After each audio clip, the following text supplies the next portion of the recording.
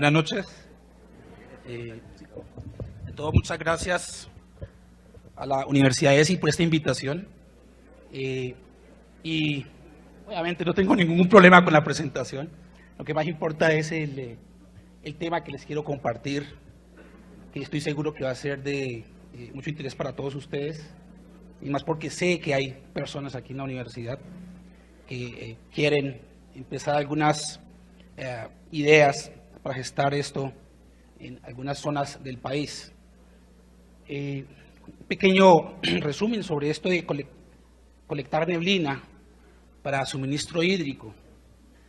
Entonces, empezamos hace 11, 12 años como una idea para tratar de apoyar a comunidades rurales en el Valle del Cauca, donde había, digamos, problemas de suministro de agua, y que a pesar de que somos uno de los países más ricos del mundo en agua, como decía uno de los presentadores, estamos en el 4º lugar, si no estoy mal, no soy tan optimista, pero nosotros tenemos problemas graves de agua en toda la geografía nacional. Y la zona andina, a pesar de este hecho, nosotros tenemos sequías hidrológicas y climatológicas repartidas en diferentes temporadas del año. Y es allí, en esos sitios, donde tenemos que pensar de que no solamente la precipitación, que es la que, digamos, genera los caudales, es la fuente primaria de agua. Hay otras alternativas que existen y que hay que botarle corriente, porque esas ideas se generan aquí, en estos espacios universitarios, y de aquí salen las grandes ideas para el futuro. Bueno, mi charla se titula Niebla y neblina para suministro hídrico rural, retos, desarrollo globales y perspectivas en Colombia. Quiero que recuerden esto de esta tecnología porque es como una sencilla malla de voleibol que aparece de un momento a otro en un sitio, y esto, como les voy a contar más adelante, ya se ha venido generando y expandiendo en muchos países en el mundo. Y yo creo que Colombia somos los próximos invitados a generar toda una estrategia de desarrollo porque somos ricos en neblina. ¿Cómo nacen las medidas de adaptación? Pues copiando la naturaleza. Realmente nosotros, en muchos de los desarrollos que hemos hecho, la comunidad científica lo que hace es tratar de hacer una copia adaptada de lo que viene en la naturaleza, y eso es lo que pasa con la neblina. Este es el caso, por ejemplo, del escarabajo de Namibia, uno de los sectores más secos del mundo, más áridos en África. Y este bichito lo que hace es, como no llueve nada en años, pero sí hay humedad, hay partículas de agua flotando, son microscópicas y flotan. Él endereza su caparazón y el agua, microgotas que va con la neblina, la capta y esa agua empieza a escurrir y él satisface sus necesidades de esa forma. O tenemos algunos ejemplos como algunos arácnidos que para poder cazar, ellos, por ejemplo, el agua que está ya condensada en forma de neblina, queda enredada en la telaraña, vienen los otros bichitos y vienen las arañas y los cazan. Entonces, eso es lo que estamos haciendo con colección de neblina. Entonces, esta tecnología apropiada, repito, la idea es adaptarla desde el punto de vista comunitario. Hay que descentralizar los sistemas. Ya no es que venga la ciudad, ¿sí?, el municipio, como lo hacemos nosotros normalmente. Hay un sistema de acueducto y se suministra el recurso a los 100.000, 200.000 habitantes de una ciudad. Aquí no. La idea es que la comunidad maneje y administre el sistema. Y por eso tiene que estar involucrada desde el principio, desde la fase de investigación hasta la fase de aplicación de la tecnología. Esta tecnología, vuelvo y repito, es reciente y es una cosa sencilla, una cosa simple de entender. Y ya muchas de las organizaciones internacionales y agencias de desarrollo le están prestando atención fuertemente a esto de la neblina.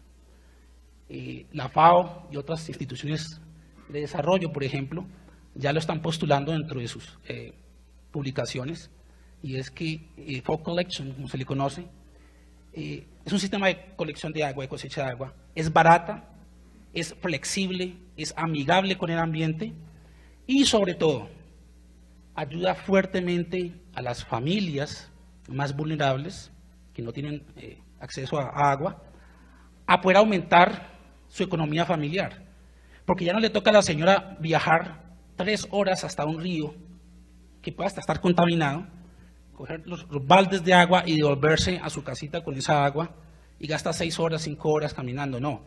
Si la neblina existe en el sitio, entonces la idea es ahorrarse todo ese tiempo de ir hasta una fuente, colectar el agua que aparece en la neblina y así de esa forma ya se le dedica ese tiempo a otras actividades, no solamente económicas, sino también que ya estas mamás le presten más atención a sus hijos, etcétera. Esto es toda una matriz de factores sociales que a medida que uno desarrolla en profundidad estos conceptos, va viendo las aplicaciones tan positivas que se pueden lograr. Pero aquí en Colombia, que tenemos esta fábrica, que es los Andes de neblina, no hemos reaccionado a tiempo y los pequeños esfuerzos que hemos hecho se han quedado en algunas pequeñas investigaciones, un par de proyectos operativos y pare de contar. Y estoy hablando de hace 12 años que empezamos con esto. Así que yo creo que la idea es que después de esta charla nos surja motivaciones y preguntas de qué podemos hacer a nosotros como investigadores, ustedes futuros ingenieros ambientales, para seguir trabajando en esto y fomentar más ideas. Rápidamente, hay una diferencia entre niebla y neblina. Nosotros aquí a veces lo utilizamos indistintamente, pero hay una pequeña diferencia, ya la voy a explicar. La neblina simplemente, o niebla, es una nube. Y es una nube que toca el suelo. Eso es todo. ¿Sí? La nube que vemos, los estratocúmulos que vemos allá arriba, es el mismo que va a tocar la Tierra y ahí se convierte en neblina. Entonces, sencillamente es una cantidad enorme de pequeñas micropartículas de agua que están flotando en la atmósfera. ¿Y por qué flotan? Porque como son tan pequeñas, su peso es tan pequeño, cuando uno iguala, los ingenieros que les gusta la física, la fuerza de gravedad, el peso, con la fuerza de arrastre del viento, porque la partícula está flotando en un fluido que es el aire, esas dos fuerzas se igualan, se cancelan y sencillamente la partícula flota.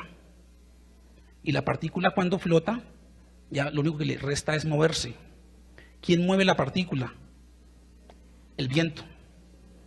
Cuando el viento mueve la partícula de agua, la partícula viaja en forma horizontal y por eso se le conoce como lluvia horizontal también. Y suena como raro, pero es así. A veces alguien se aterra, pero ¿cómo? Y la lluvia siempre cae, no, pues esta es lluvia horizontal, no es vertical. Estas son las diferencias, digamos, en términos de diámetro de estas gotas, cuando uno diferencia la llovizna, la neblina y la lluvia, unos datos, y estas son las velocidades de caída de estas partículas. La diferencia entre niebla y neblina es sencilla. La niebla es aquel fenómeno que ocurre cuando la visibilidad se reduce a menos de 1000 metros. Cuando esa visibilidad es mayor a 1000 metros es neblina. Es la única diferencia, pero en Colombia lo utilizamos indistintamente y eso está bien. Yo no le pongo problema a eso. Hay dos tipos de neblina o niebla. Una es la que se da en forma orográfica, es la que ocurre en los Andes.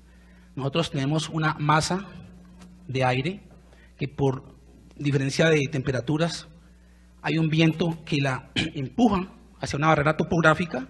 A medida que esa masa de aire aumenta en altura, se reduce su precipitación y se condensa. La otra posibilidad es un proceso de neblina advectiva, que es sencillamente toda esa evaporación que recoge el mar, toda esa evaporación que se ocurre en el mar, en el océano, una vez esa masa húmeda, caliente, llega a la costa está más fría y ahí ocurre entonces el proceso de advección, neblina de tipo advectivo. ¿Cómo se mide la neblina? La precipitación ya sabemos que basta con colocar aquí un recipiente, dejar que llueva, después de un tiempo entonces se recoge esa cantidad de agua, ¿cierto? Y se mide en términos de litros y luego se pasan milímetros o otras unidades, como explicaba uno de los colegas anteriormente. La neblina es más difícil de medir, pero igual tenemos que pasarla a volumen en últimas. Entonces, lo que mi gran amigo Bob Schemenauer se inventó hace hace 25 años. Él es un científico canadiense, ha trabajado mucho con los chilenos, y le doy el mérito a él y a Pilar Cereceda, una profesora de la Universidad Católica de Chile. Ellos propusieron este aparatico para medir cuánta neblina se forma en un sitio específico, y básicamente es una especie de marco que sostiene la malla. Ese marco es de 1 metro cuadrado y hay un par de postes que sostienen ese marco. Ese marco está empotrado a 2 metros de altura sobre la superficie del suelo. Esos 2 metros equivalen a, no voy a explicar por qué, pero debe ser a 2 metros y tiene que ver con procesos de viento, procesos de cuando el viento, digamos, pega con la superficie, es un fluido, pierde energía, etcétera, pero debe ser 2 metros. Esa cosa se empotra en el suelo y entonces hacen mediciones cada día de cuánta agua se recogió. Yo repito, la mallita recoge el agua, simplemente se almacena y cada día se mide. Proyectos alrededor del mundo con esto. El primer gran proyecto, después de que digamos se dio la idea de medir la neblina de forma pasiva, hay otras formas de medir neblina con medidores activos más complejos, pero para proyectos de desarrollo social que tenga que ver con suministro de agua, el Standard Fog Collector es el que estamos utilizando desde hace años, y los proyectos operativos que nacieron en el mundo tuvieron que ver también con esta propuesta. El primer gran proyecto se originó en Chumbungo a principios de los años 90. Como ustedes saben, el norte de Chile es el desierto más seco del mundo. Cae 10 milímetros en 100 años, mejor dicho, la nada de la nada, no llueve. Y los pescadores, las villas de pescadores, tenían graves problemas. Siempre venían carros tanques de ciudades como a La Serena, etcétera, en el norte de Chile, repito, estuvo un desierto. Y entonces dijeron, vamos a implementar este proyecto aquí en Chile, en Atacama. Allá se conoce la neblina como la Camanchaca. Y fue un éxito. Fue un éxito ese proyecto, al principio. Ese proyecto entonces abasteció a una comunidad de pescadores y se lograron rendimientos de alrededor de 3 litros por metro cuadrado de malla por día. Esos son los rendimientos, eso es la medida en la cual nosotros comparamos la producción de agua a partir de la neblina, en términos de estas unidades, litros por metro cuadrado de malla por día. Otros proyectos se originaron también en otras partes del mundo.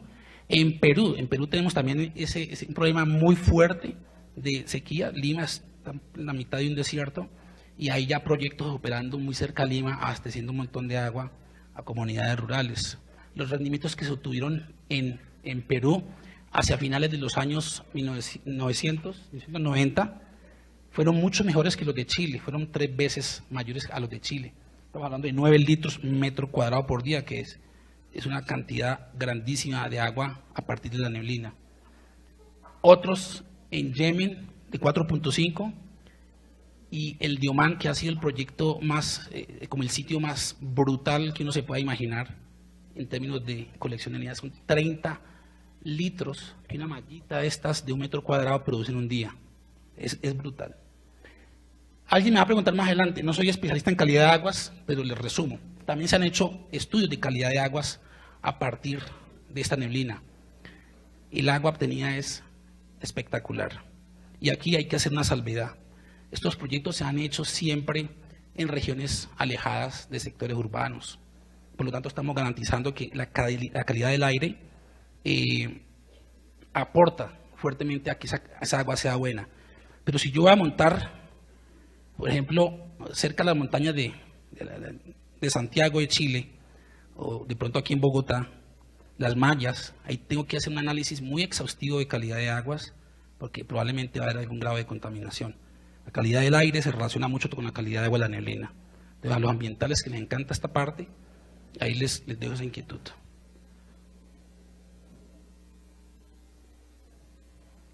Actualmente el proyecto más grande de colección de neblina utilizando la tecnología de estas canchas de voleibol, si la quieren llamar así, está en Guatemala. Guatemala, FOCUES, tenemos aproximadamente 32 de estos colectores operacionales. Hay una diferencia entre el colector estándar, que es la mallita de 1 metro cuadrado, y la malla o el proyecto operacional. El proyecto operacional consiste de estas mallas que contienen 50 metros cuadrados de malla cada una. En Guatemala, entonces, hay 32 operando y hay una proyección de montar otras 10 a 15 hacia el próximo año. Entonces, en Guatemala se están teniendo producciones con este proyecto de aproximadamente 6.000 litros de agua diario al día para satisfacer las necesidades de una comunidad rural. Una comunidad rural donde la mujer juega un factor fundamental. Estos proyectos están basados, son de carácter social. La sostenibilidad de un proyecto de estos, así como la misma economía en nuestras casas, muchas veces depende de las mujeres. Y las mujeres tienen unas características muy peculiares que ellas, por ser madres, saben cómo hacer las cosas. Muchas veces nosotros los hombres lo que hacemos es seguirles la corriente y siempre tienen razón. Y ellas entonces son un factor predominante en esto que llamamos la construcción de capacidades, ¿sí? Entonces, para que estos proyectos sean sustentables en el tiempo, la mujer es la más importante. Yo opino eso. Esta es otra gráfica de una de las mallas que hay en Guatemala. Miren la cantidad de neblina que hay. Esto no se diferencia para nada de lo que nosotros salimos aquí a nuestras montañas y vamos a encontrar lo mismo, ¿sí? Ya les voy a mostrar algunos resultados que obtuvimos hace unos pocos años aquí en Colombia.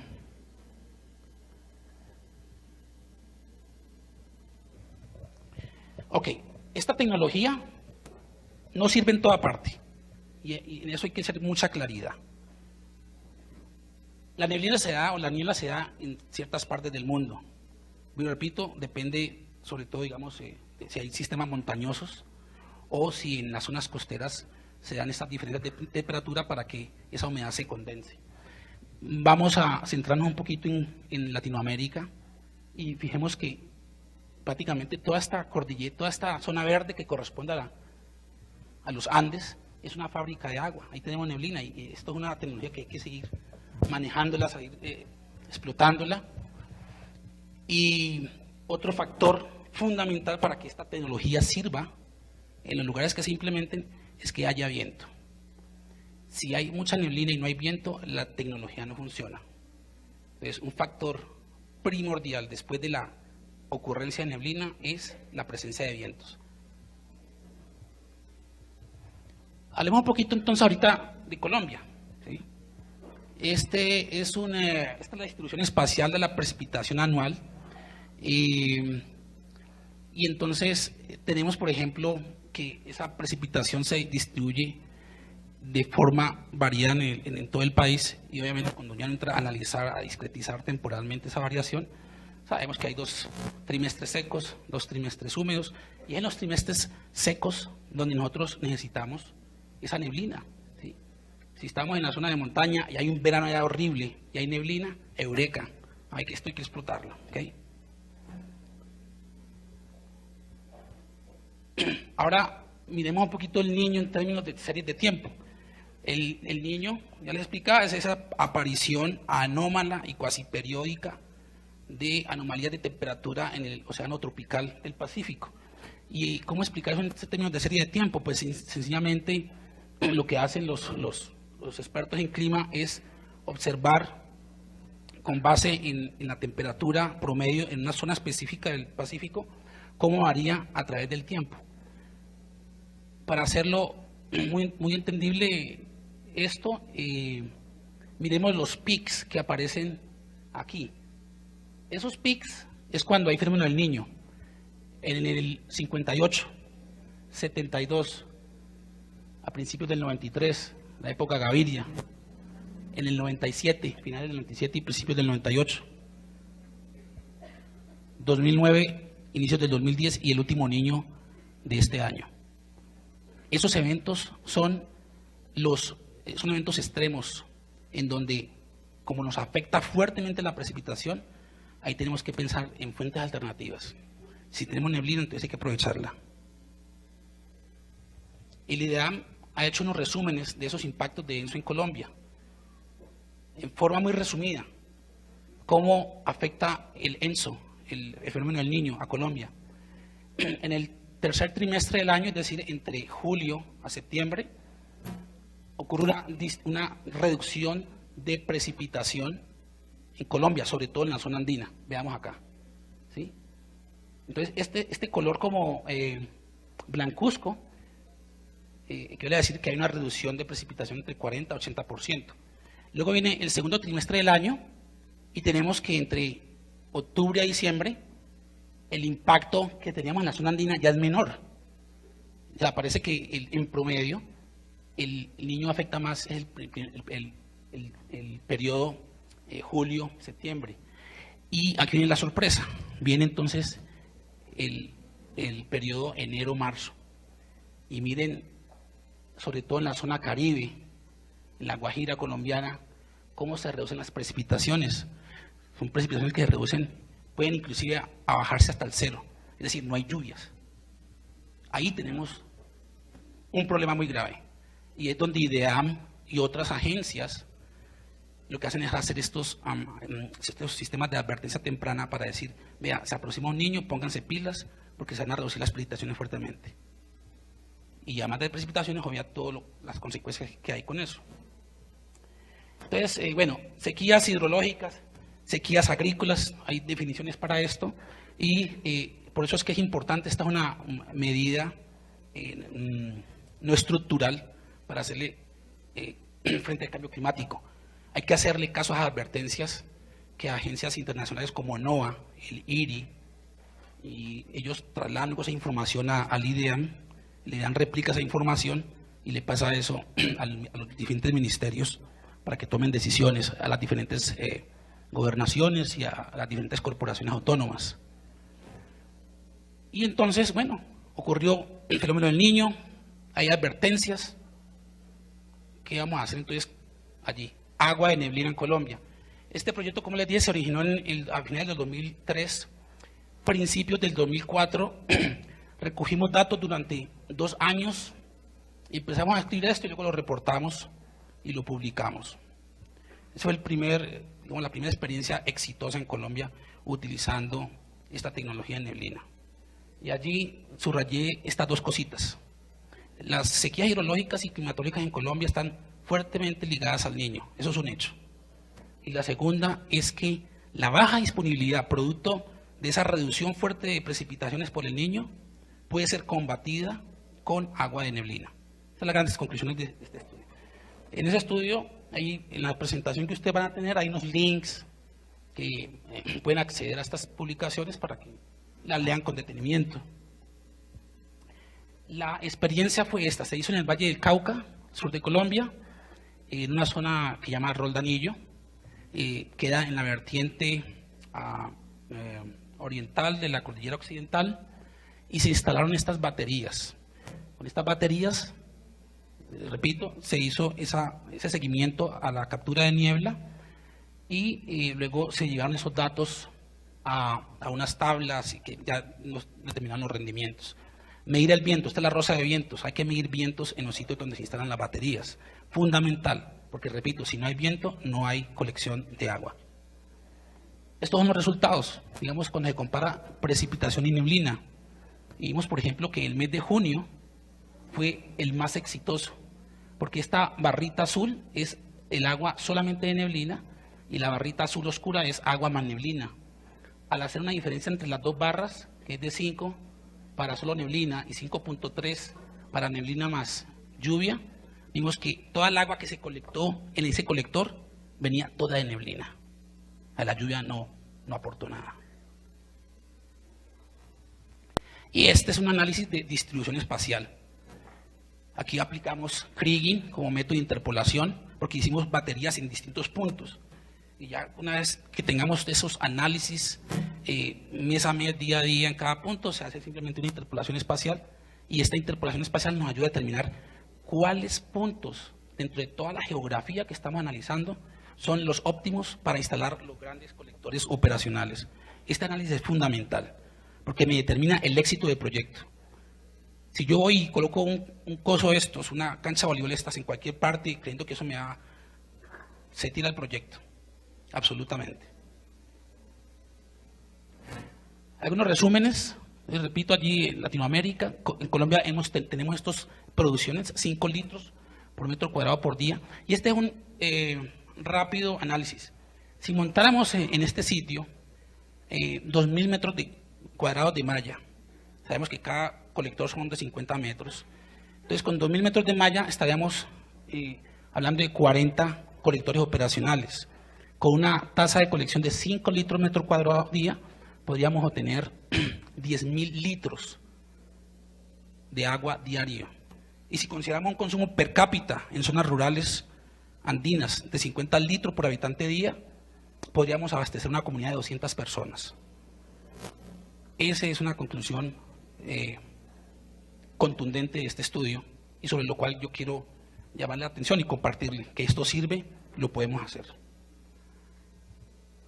Luego vinieron unos proyecticos, digamos chicos, en el mismo Valle del Cauca se instalaron ya los operacionales, se hizo el experimento con solo uno pequeño, 25 metros cuadrados día, y se observaron unas cosas bien interesantes, fundamentales. La comunidad le encantó, los niños participaron, ellos se apropiaron del sistema, había gente que era víctima del conflicto, etcétera. Y allí les dejo también un link para que miren estos resultados que creo bastante interesantes, y sobre todo estamos llevando bienestar a la comunidad infantil. Una de las cosas que, digamos, en nuestro país últimamente ha cogido vigencia por los problemas que hay en la zona norte del país. No solamente estamos hablando de suministro hídrico para consumo, sino que estamos hablando de seguridad alimentaria. Si esta agua se utiliza bien y se utiliza en sistemas de regadío presurizado, tecnificados como goteo y microaspersión, podemos llevar seguridad alimentaria a estas comunidades. Y un tercer factor, como es agua de muy buena calidad, tenemos allí una cuestión de salud pública. Muchos de los niños, digamos, por debajo de 5 años, son muy susceptibles a enfermedades gastrointestinales. En sitios donde no hay precipitación, o hay precipitación y hay riachuelos, pero hay agua contaminada, esa no es una opción para usar el agua, entonces podemos optar por agua de neblina. Entonces estamos hablando de 3 frentes muy grandes: suministro hídrico para consumo, seguridad alimentaria para regadío de microcultivos y salud pública. Estaban como las etapas que se hicieron allá. Repito, los niños siempre participaron en esto, desde la medición hasta la construcción de los neblinómetros, de los colectores estándar. Vieron la parte de análisis estadístico, generación de datos y la construcción de un sistema de microirrigación utilizando riego por goteo. Traigo esta colación recientemente una experiencia aquí en Bogotá. La gente de la alcaldía de Bogotá hizo una experiencia muy interesante. Hay mucho que discutir sobre esta experiencia, pero se atrevieron a hacerlo y los felicito por eso. Eso fue hace pocos meses. Y no podía irme en estos últimos slides, perdona, un par de minutos más. La Guajira. Vale la pena mirar si esto sirve en La Guajira. ¿Sí? No voy a entrar en esto porque ustedes saben más de ese problema que yo, pero yo lo he leído en los periódicos y es muy preocupante lo que pasa allá. Y esto es lo que se observa, ¿no? Vienen los periodos de elecciones y los politiqueros mandan 2, 3 camiones, solucionan el problema en un par de días, en un par de semanas, y luego se olvidan de las comunidades. O sea que, otra idea que les dejo allí, esto puede ayudar también al posconflicto. Les dejo ese paper para que lo lean y, por último, les agradezco mucho la invitación.